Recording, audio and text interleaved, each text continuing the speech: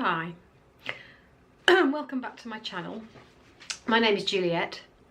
This video is going to be one of a series, probably of 2 or 3, I haven't made them all yet, which I am calling the 7 myths about the knowledge-rich curriculum. Just a little bit briefly about my background. So I have been a qualified teacher for about 15 years, working in a variety of secondary schools. 4 years ago I started a doctorate in child and educational psychology, and I'm now working as a child and educational psychologist, where I go in and out of lots of different schools, from preschool up into further education. So what is the knowledge-rich curriculum? I guess we have to start there really. And it comes out of some work by an American educator called E.D. Hirsch, who is also an academic literary critic. And he's an author of several books. He describes himself as a Democrat, though he believes he has quite conservative educational views. And he's written a series of books which contain what he believes is the core knowledge that all American children need.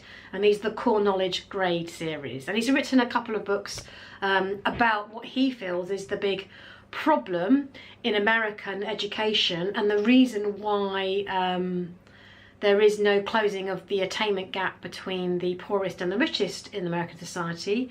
He believes this is down to the fact that there is no core, or there wasn't a core curriculum in America of knowledge, cultural knowledge that every child should know.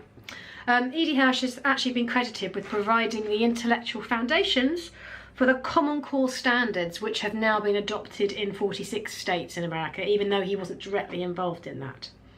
And E.D. Hirsch really believes that schools are to prepare citizens for participation in democracy by embracing a common core knowledge-rich curriculum.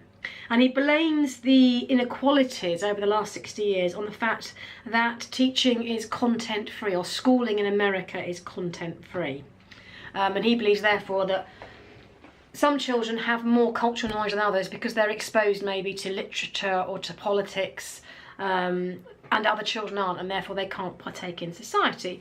And there's a lot that makes sense in his ideas. I mean, there's so much that makes sense in his ideas that back in 1988 we actually as a nation looked at this, and the national curriculum was introduced, which is basically a core knowledge that we feel that British pupils need to know. What these videos aren't going to be about is I'm not going to get into what knowledge, whose knowledge is it. There is a whole other debate about what knowledge you do teach children. You know, is it knowledge that comes from the privileged classes? What about historical knowledge from groups in society that haven't necessarily had a voice? But these videos aren't going to be about that. These videos are much more about why the knowledge-rich curriculum has become this area of debate in the UK in recent years. And what I'm going to be arguing is that the reason that E.D. Hirsch's ideas have gained so much traction in the UK in recent years is particularly in relation to the academisation and free school movement in the UK. The knowledge-rich curriculum is a way of differentiating between grant-maintained or local authority education and the free school academisation movement.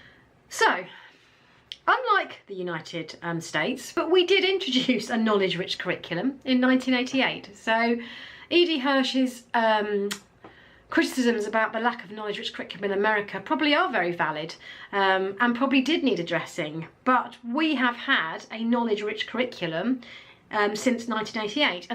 And basically the national curriculum in the United Kingdom, introduced in 1988, was to ensure that all children are taught essential knowledge in key subject disciplines. But if we already have a knowledge-rich curriculum, why this sudden focus? And the focus really has come about since the time of when Michael Gove was Education Secretary. Why this focus on now talking about this knowledge-rich curriculum? And this is the proponents of the knowledge-rich curriculum. This is where they're basically coming from. What they're basically saying is that the way we are delivering the curriculum to children is at fault. So in other words, teachers, and not only teachers, but educational experts, all those involved in education are at fault. So myth number 1, teachers are either progressive or traditional.